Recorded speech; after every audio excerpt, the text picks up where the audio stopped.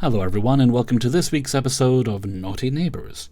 First up we have, the people renovating the rental property next door are clearly squatting, and the property manager/owner does not care. By Tropical Swisher.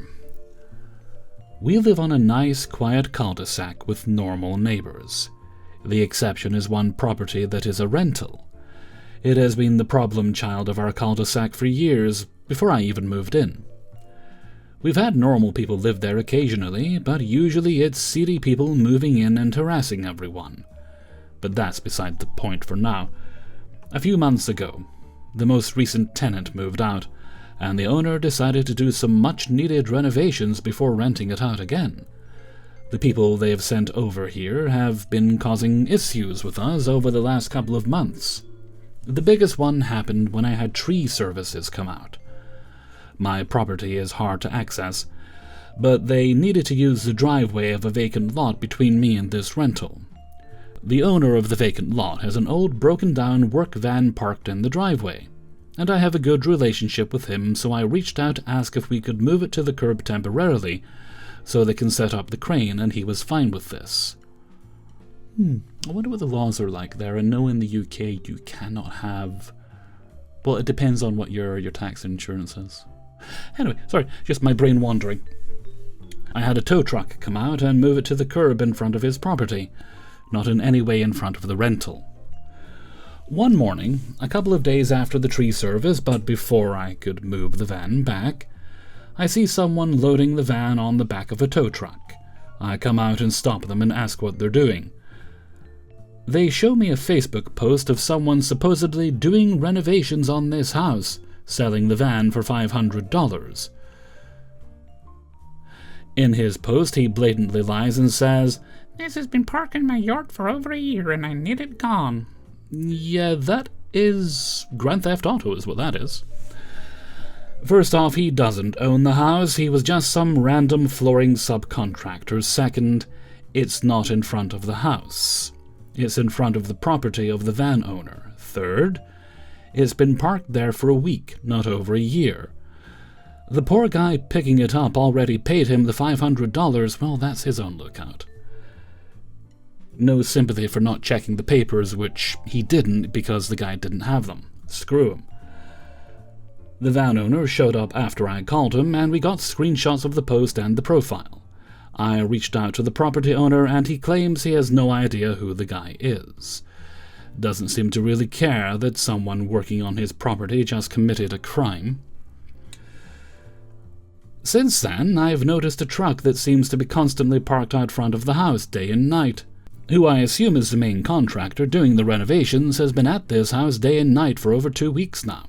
His wife, I assume, and child have also shown up and are constantly hanging around. They're clearly living in this house, unless they're just the hardest workers of all time and have to live in the house they're renovating. But they don't really seem to be getting much done. They've also recently had some dog tied up on a trash can in front of the house and leaving him out there all day. It's been 90-plus degree days with index over 100 for the past few weeks and constant rain showers and thunderstorms coming through. And they've left this poor dog to deal with it.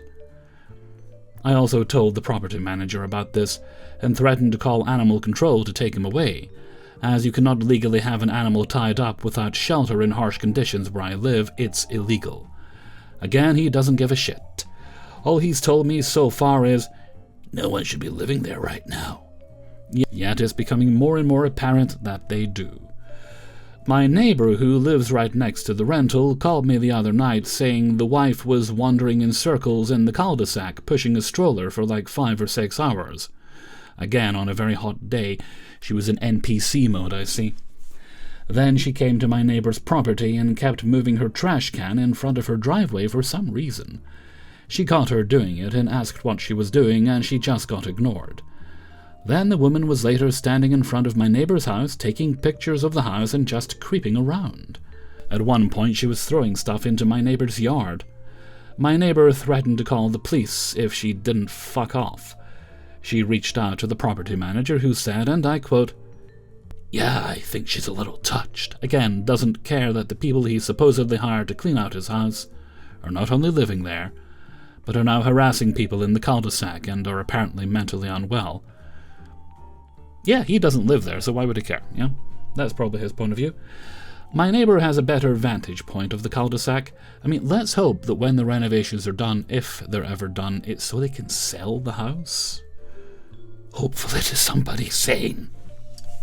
My neighbour has a better vantage point of the cul-de-sac than I do, and has said multiple nights they will have random people coming around in the middle of the night, headlights shining into her windows, blaring music, being disruptive, getting in shouting matches, etc. Clearly not something you do if you're renovating a house. Thankfully, we are tucked away down the hill from the cul-de-sac and somewhat isolated from these things, but my poor neighbour has to deal with the brunt of it. I hope they're documenting and recording everything. There are other things they have done, such as burning brush in the backyard while we are under a burn ban.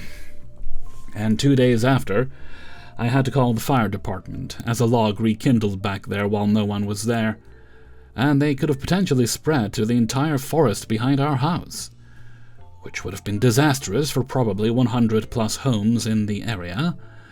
I just happened to see smoke filling the cul-de-sac when I got home from work and noticed no one parked out front, and knew they were burning stuff before and put 2 and 2 together. This was at the beginning of renovations, before these people supposedly started squatting. Is there truly anything I can do here? If they're gonna squat, I truly don't care as long as they mind their business. But if they're going to be negligently letting fires burn unattended, attempting to sell other people's property, I hope the neighbour did something about that, harassing me and or my neighbours and bringing disruptive people around at all hours of the night. I'm not putting up with it. What blows my mind is that the manager hired these people to work on the house and is seemingly just enabling them to have free rein. He does realise he's losing money, right? Well, some have more money than sense, don't they? Not only is he paying them to do nothing, but every extra day they stay there is another day he can't rent it out again. I get it's tough to deal with, but dude, you hired them. This whole thing is just so fucked and I'm losing sleep over it. Any advice at all would be helpful. I mean, do you know for sure that he's not renting it to them at a lower rate while they renovate the house? That might be why he doesn't care, because he's at least making some money. Pure speculation, I've got no reason to think that. All you can really do is just document everything. If they do anything illegal, report that. I do hope your neighbour with the vehicle that was almost sold out from under him, I hope he takes legal action, because he has a pretty strong case. A strong case against 2 people, quite frankly. I mean, we can try and take pity on the guy that tried to buy the vehicle, but I mean, he should have asked for papers, and as I mentioned earlier, he definitely didn't get any. Yeah, but all you can really do at the moment is just persevere, continue harassing the owner of the house until they do something, because it might get to the point where people in the neighbourhood are too much of an annoyance to him that he has to deal with it. Although I wish him luck getting them out, because it sounds to me like they're probably dug in there for a while, if they are squatting. And it can be difficult, because as you mentioned in one of the comments, police don't really do much to deal with squatters. I mean, I've heard lots of stories where they show up and they're like, yeah, okay, whatever. Oh, you own the place? Yeah, okay, fine, whatever. I don't care. You'd have to have an ironclad case, or you couldn't do this. The owner would have to do this. Go through the courts, go through all the proper procedures to get them evicted, and once you have all that, then the police would probably be willing to assist with getting them out. But before that happens, there's likely nothing they're going to do. Okay, story number 2. Held hostage in my own apartment by 24/7 loitering neighbours, by a famous rabbit, 8054.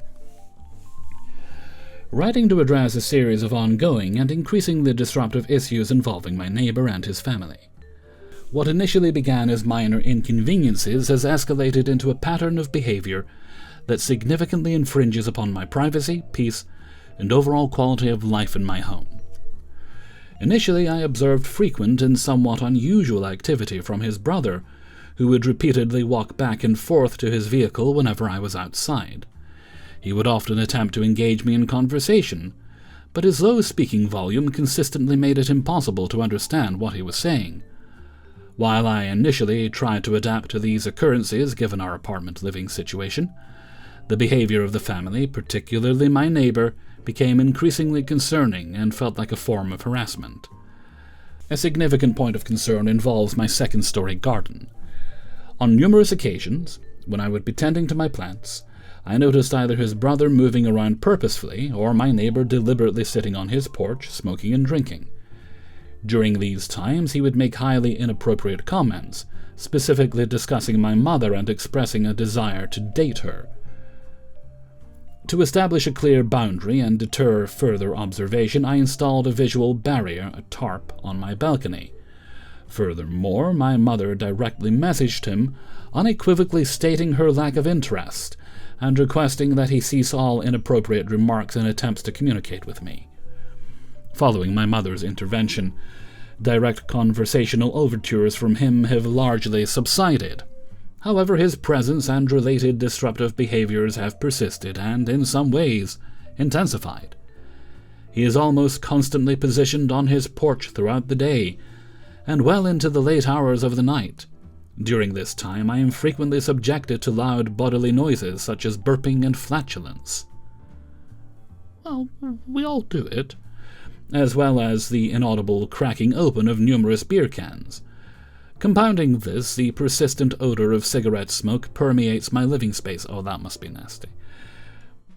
I've got a bit of an occasional weed smell in my street, but it's only occasional, even when he is not directly visible outside. The constant presence and the associated disturbances make it virtually impossible for me to find any solitude or peace in my own home, particularly in my garden space where I seek to recharge. Even when I attempt to use my balcony late at night, hoping for quiet, his continuous activity, including going in and out of his apartment to retrieve more beverages, ensures the disruption is ongoing. The pervasive nature of these disturbances is deeply frustrating and has a substantial negative impact on my ability to enjoy my residence. The brother walks back and forth to his car up to 100 times a day, doing unnecessary tasks like testing car features and wiping the dashboard with a microfiber cloth. And I'm convinced it's primarily because I'm outside, and he constantly tries to speak to me through my tarp. And his brother is up from 9 a.m. to 3 a.m. I understand I live in an apartment, but the predicament I am placed in is completely unacceptable. I feel like I'm being harassed and stalked just because I can never have a moment without them being around. Well, the noise situation, we can help with noise-cancelling headphones that will minimize at least that kind of disturbance. You can't... They're obviously a bit too focused on you and your family. That's very clear from what you've written. But unless they do anything overtly illegal, there's nothing the law can do about it. Just being a creepy creeperson and existing close by, sadly, is not enough reason. They will eventually get bored and find a new hobby. Hopefully get a new girlfriend, because it's obvious that this guy's delicate little feelings have got hurt. Although good on your mother for being so forthright and being like, don't want any of that dick, thank you very much. I'm sure she put it more politely than I did. Somebody suggested a fan. That might help. You could also try burning incense.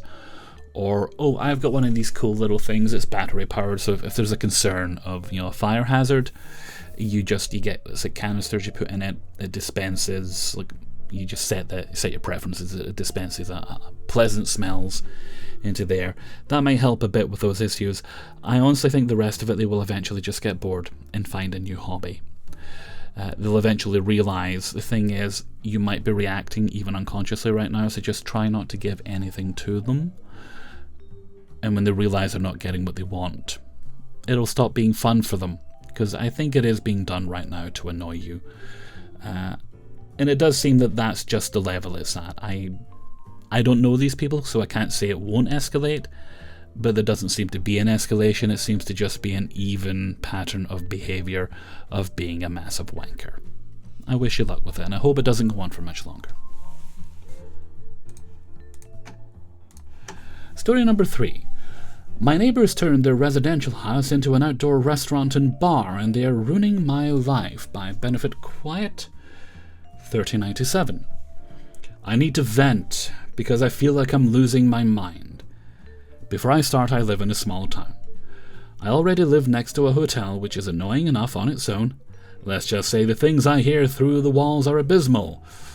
Bit of a knocking shop, eh? About a year ago, a couple bought the vacant house directly next to mine. My terrace is literally separated from the patio by a single thin partition wall, and decided to turn it into a full-on restaurant and bar. Now every single day there is music blasting till midnight, with guests drinking, partying, and shouting out on the patio. I literally cannot enjoy a single minute of peace on my own terrace anymore. The few interactions I've had with the woman running the place have been quite something, to name a few.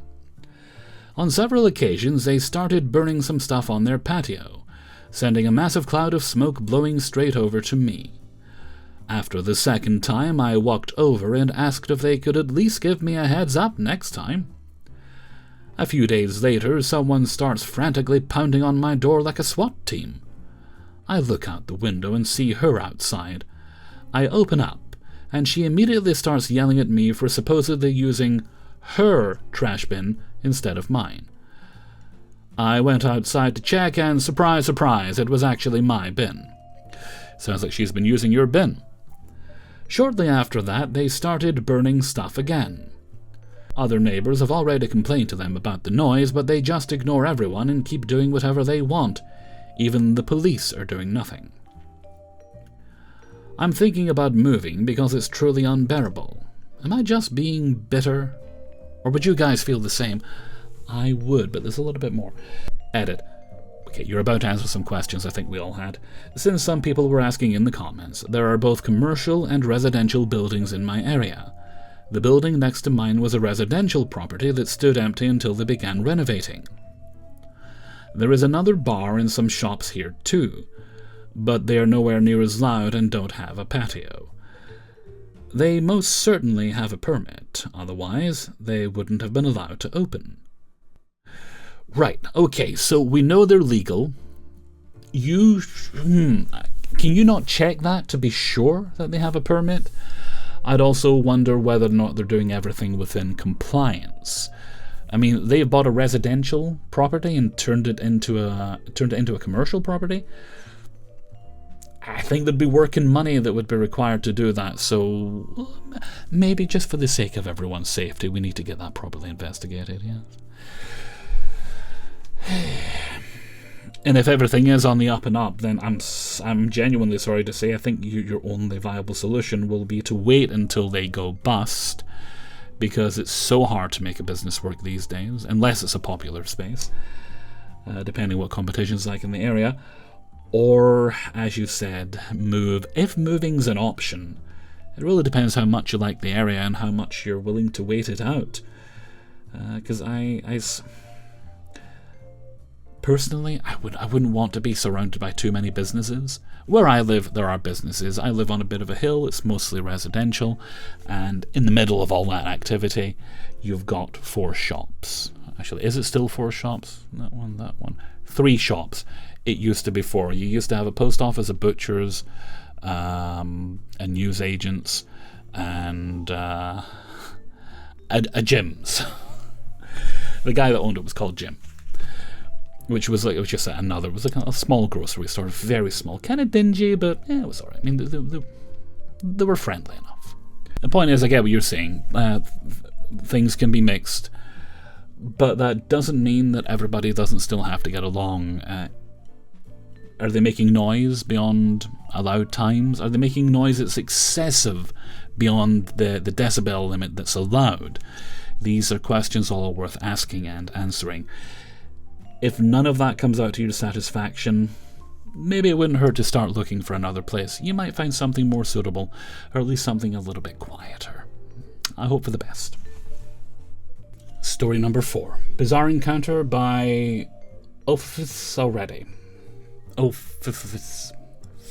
FFS? Oh, for fuck's sake, let's just go on with the story. The neighbour that's behind my house, our backyards face each other, has been out of the country for 6 weeks now. The husband speaks no English, after 20 years of being here. So I chat with his wife. She's very nice and we look out for each other. She called to tell me they're going away, to which I replied, "I'll keep an eye on your place." It's been hot and we're under water restrictions that say no use of irrigation systems, but hand watering is fine. I was noticing their plants and shrubs wilting and not looking too good.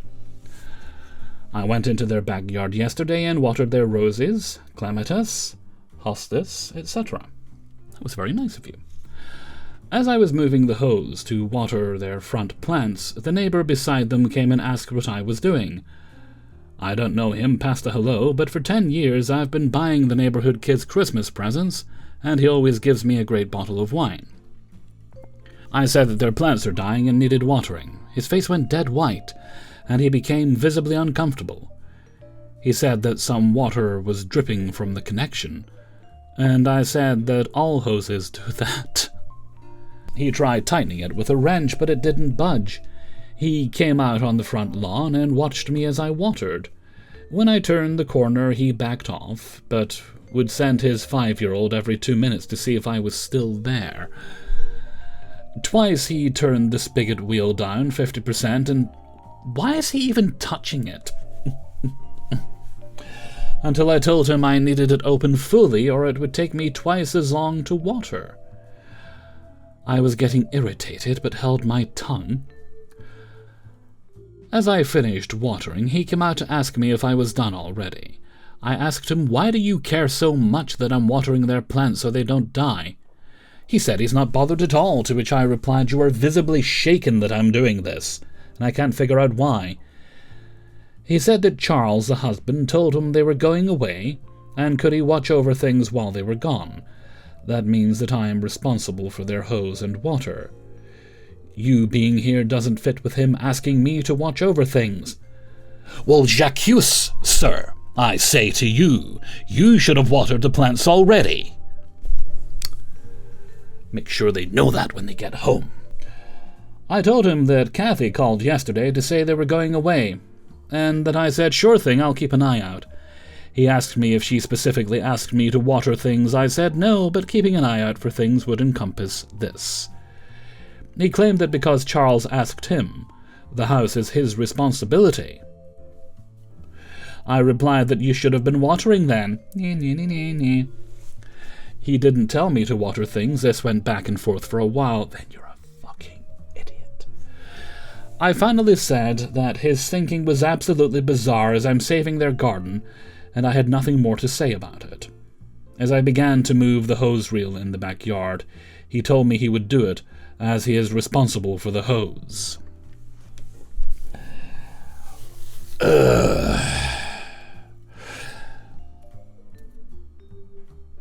Have you ever heard the expression, "a job's worth"?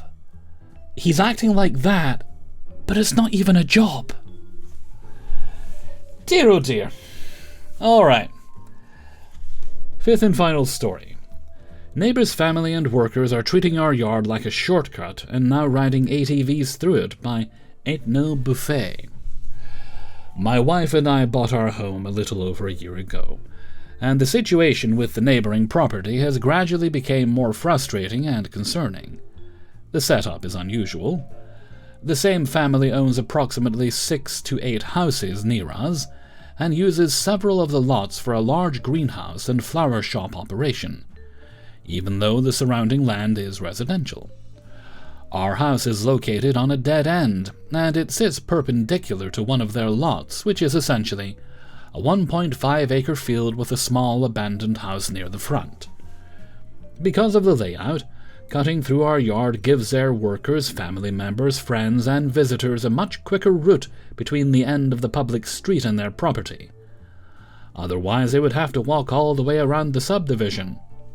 At first, it was mostly an occasional person walking or riding a bicycle through our yard, maybe once a week.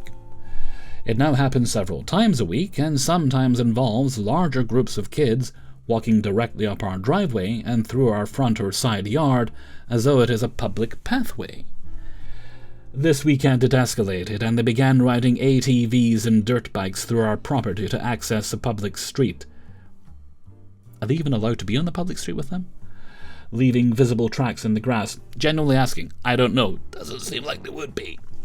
Because license. None of this happened last summer. The lot was basically empty and quiet at all times. The owner is a nice guy, but it appears that his kids, nephews, workers, or their friends have recently started using the field as a place to hang out and ride once or twice a week. Then he'd better get them in line if he's a nice guy. They sometimes ride ATVs and dirt bikes around the field for hours, often traveling what appears to be 30 to 40 miles per hour, jeepers, directly toward our house before turning and continuing their loops. They regularly come within roughly 10 feet of what we believe is the property line. Most of the riders appear to be high school age, although some may be older than 18 and others are clearly younger. We have also seen them riding on the residential street with as many as 3 kids on one ATV, all without helmets. Well, I think this problem's going to fix itself then. This weekend, the ATVs crossed through our actual yard to reach the street. Even when they remain on the neighboring property, their speed and proximity make us uncomfortable being outside.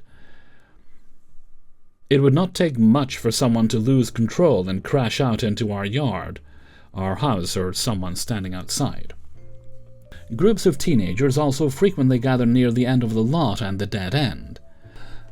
At one point, 6 to 8 of them were sitting in or around our driveway while riding e-bikes up and down the street at what appear to be 30 to 40 miles per hour. They also have lit fireworks in the field approximately 40 to 50 feet from our house.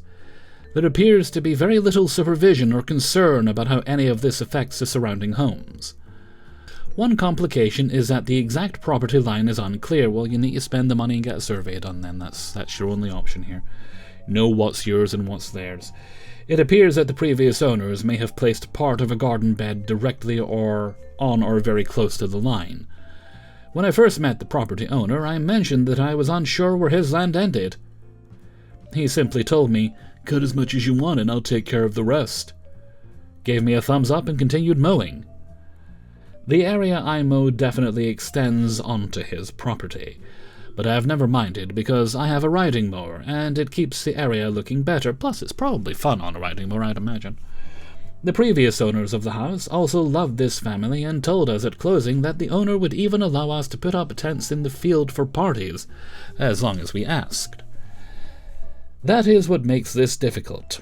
I do not want to create a feud with someone who has always been friendly and generous. I mean, do you want to put up tents?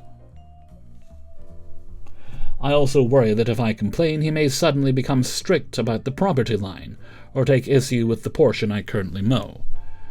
At the same time, I do not think we should have to accept groups of teenagers sitting in our driveway, strangers repeatedly cutting through our yard, or kids riding ATVs and dirt bikes across our property and through the neighborhood at high speeds. My wife and I are also beginning to think about starting a family, and the situation makes me nervous about eventually having a young child outside. I cannot imagine feeling comfortable playing in the yard with a child while ATVs and dirt bikes are speeding toward the house only a short distance away. I know the first and obvious step is probably a calm conversation with the owner, but I want to handle it properly without damaging what was otherwise a good relationship. I have considered putting up a fence, but fences in my city cannot extend past the front of the house, so it would not completely prevent people from cutting through. That's a weird rule. I have also thought about putting up a no trespassing sign, although I am not convinced a sign alone would stop a group of teenagers. I do have cameras already installed, and I've started saving all the footage of these incidents. Does anyone have advice on how to handle a situation like this?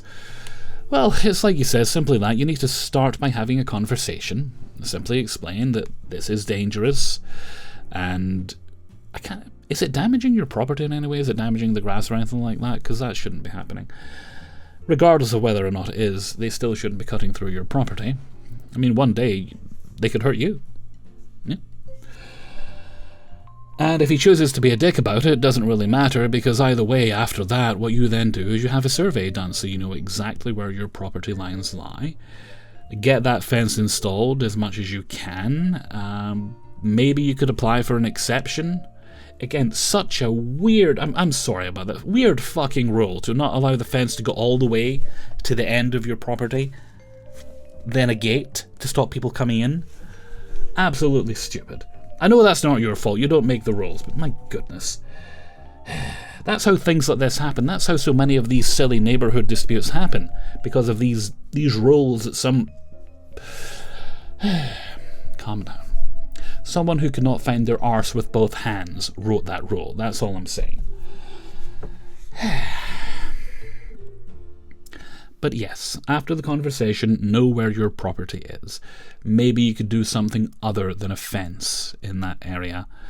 Maybe you could make the terrain outside the front of your house pleasant, but impassable. I'm not saying put down glass or anything like that, but if you had maybe a rock garden, something like that might be doable, or if you basically just had the area filled to the point where no one's going to get through it, which you should be allowed to with your front yard, right? I mean, unless you're in an HOA, in which case... But the first thing you need to do is know where your property lines are. You'll be able to make much smarter decisions once you do. But that being said, none of this might be necessary. A little conversation. It sounds like you're on good terms with them, so you might find... Just, get him over, say, hey, there's a little bit of a problem, we just want to address it before it becomes a big problem. Mention that you're thinking of having kids at some point, and it's kind of a hazard, That might be a good in there. And if he wants to be a dick about it, you can be a dick too, within the bounds of the law. Okay, that brings us to the end of today's video. Big thanks to everyone who allowed me to use their stories. If you'd like to support the channel, you can sign up for my Patreon page, which is linked in the description. $1 or more gets you early access to all the videos at once on Monday. There's also links to my merchandise store over on Teespring. I think I'd know that by now, as well as my Discord server, my Threads account, and my Gmail, which is kingofthecities@gmail.com. That's everything for now, so until next time, thank you very much for watching, and take very good care of yourselves. Bye bye.